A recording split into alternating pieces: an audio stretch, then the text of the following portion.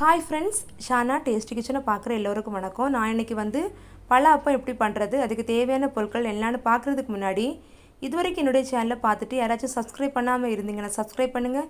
கீழே இருக்கிற பெல் ஐக்கானை கிளிக் பண்ணுங்கள். ஆளுங்கிற ஆப்ஷனை ப்ரெஸ் பண்ணிங்க அப்படின்னா நான் போடுற வீடியோஸ் உங்களுக்கு நோட்டிஃபிகேஷனாக சேரும். வீடியோ பார்க்கும்போது எப்போவுமே ஸ்கிப் பண்ணால் பாருங்கள் ஃப்ரெண்ட்ஸ். வீடியோக்குள்ளே வாங்க போகலாம். 4 பழம் எடுத்து வச்சுருக்கிறேன், ஏற்ற மிளகா. அதை ஒரு பழத்தில் 4 பீஸ் கட் பண்ணிக்கலாம். நீளமாக கட் பண்ணிக்கோங்க.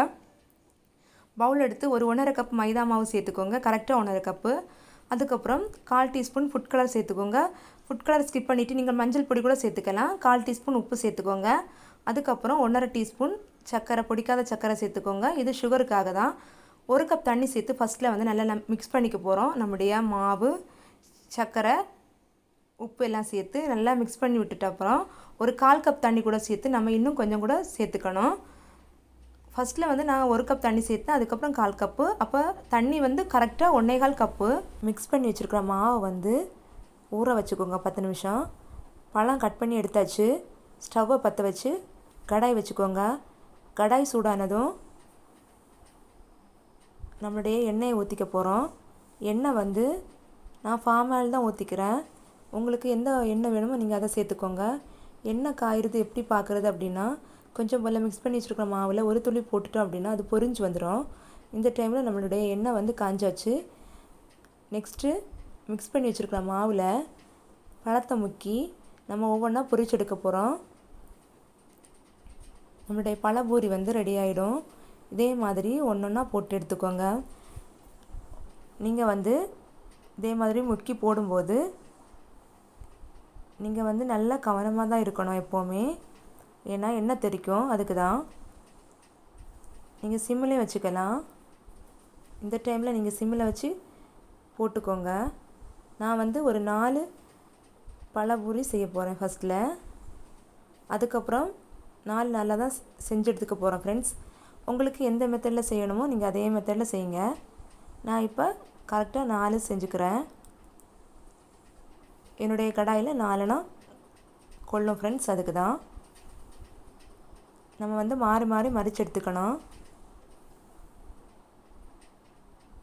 இதே மாதிரி நல்லா பொரிஞ்சு வரணும். இனி அடியில் கொஞ்சம் வெந்ததும் நம்ம மறித்து போட்டுக்க போகிறோம். நான் இடுக்கி வச்சு தான் மறித்து எடுத்துக்க போகிறேன். உங்கள் வீட்டில் கண்ணாப்பா இருந்துச்சுன்னா நீங்கள் அதில் கூட மறித்து எடுத்துக்கலாம். எனக்கு கண்ணாப்பை விட இதுதான் ஒரு சாட்டிஸ்ஃபேக்ஷனாக இருக்கும், திருப்தியாக இருக்கும். அதுக்கு தான் நான் இந்த மெத்தடில் செய்கிறது. எனக்கு கண்ணாப்பை விட இது ரொம்ப ஈஸியாக இருக்கும். அதான் நான் இடுக்கி வச்சு பண்ணிக்கிறேன், மறித்து போடுறேன்.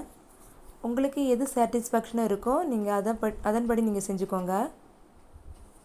இதே மாதிரி மாறி மாறி பொரிச்செடுத்து நம்ம ஃபில்ட்ரு பண்ணி இனி எடுத்துக்க போகிறோம். பாத்திரத்தில் மாற்றிக்க போகிறோம் ஃப்ரெண்ட்ஸ். நம்முடைய பழ அப்பம் ரெடி ஆகிடுச்சு. இதே மாதிரி மீதி இருக்கிற மாவில் பழத்தை முக்கி ஒவ்வொன்றா சேர்த்துக்கோங்க.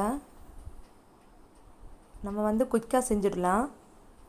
இன்னொரு அடுப்பில் நம்ம டீ வச்சுக்கலாம். இந்த அடுப்பில் ஸ்நாக்ஸ் வச்சுக்கலாம் ஃப்ரெண்ட்ஸ். ஈவினிங் ஸ்நாக்ஸு டக்குன்னு ரெடி ஆகும்.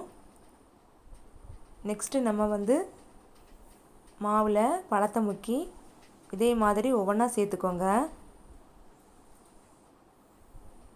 இது ரொம்ப சிம்பிள் மெத்தடில் நம்ம பழாப்பம் செஞ்சாச்சு. பார்த்தீங்களா?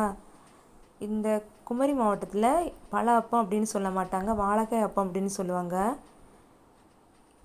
இது கடையில் இருக்கிற டேஸ்ட்டு கொடுக்கும் நம்ம இந்த மெத்தடில் செஞ்சோம் அப்படின்னா. ஒரு வாட்டி கண்டிப்பாக ட்ரை பண்ணி பாருங்கள். இதே மாதிரி மாறி மாறி மறிச்சு எடுத்துக்கோங்க. இனி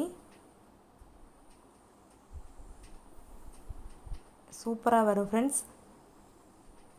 பார்த்தீங்களா எவ்வளோ பொல்லி வந்திருக்கு அப்படின்னு. நம்ம பேக்கிங் பவுடர், பேக்கிங் சோடா எதுவுமே யூஸ் பண்ணலை.